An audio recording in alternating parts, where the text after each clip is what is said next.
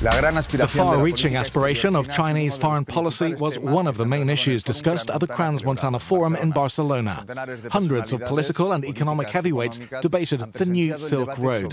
This is a macro project launched in 2013 by Chinese President Xi Jinping, which aims to unite Asia, Africa and Europe by land and sea, bringing a new dimension to the global economy. The initiative includes some 60 countries, accounting for 60% of the world's population, 30% of its GDP and 75% of its energy resources.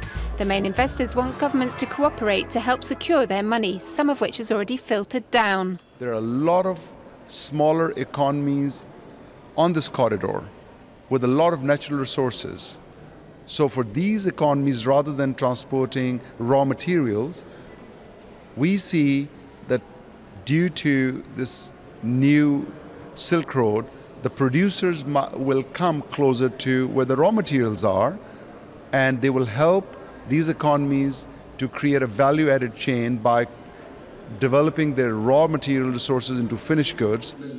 Many of the countries along the route could improve deficiencies in their infrastructure and transport, which currently make trading difficult. Last May, the Beijing government announced a further injection of about 110,000 million euros. But how will alliances between governments and companies benefit citizens? All of us leaders, members of parliament, government bodies must make sure that the local people are aware of the coming in of the partnership with the Chinese, and they must benefit from every inch of what the Chinese people are bringing. And they must also participate and be included in the agreement, in the activities that will be done by the Chinese people. Despite the suspicions of countries like India about the new Silk Route, China has defended its idea as a project based on cooperation rather than confrontation. But its position as the main investor in the Middle East and Africa arouses suspicion. So I think that China will be obliged to respect human rights, especially the aspect related to the job salaries and the job minimum salaries and declaration, etc.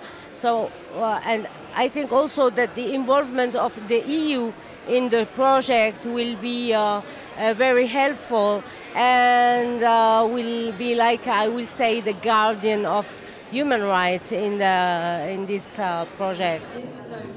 The EU wants a stake in this revenue-generating scheme. It's rejected part of the plan, citing a lack of transparency and environmental and social commitment. But European banks have already committed more than 2.5 billion euros. Definitely, because at this moment United States are hesitant and more protectionist. And this gives a very good opportunity for a European continent in cooperation with Asia and also with Africa. We should grasp this opportunity. We should take this opportunity, because if United States are hesitant, we are automatically on the front line as Europeans. In Barcelona, countries and investors have shown they're willing to cooperate. But there's still a long time until 2049, the proposed completion date for the new Silk Road.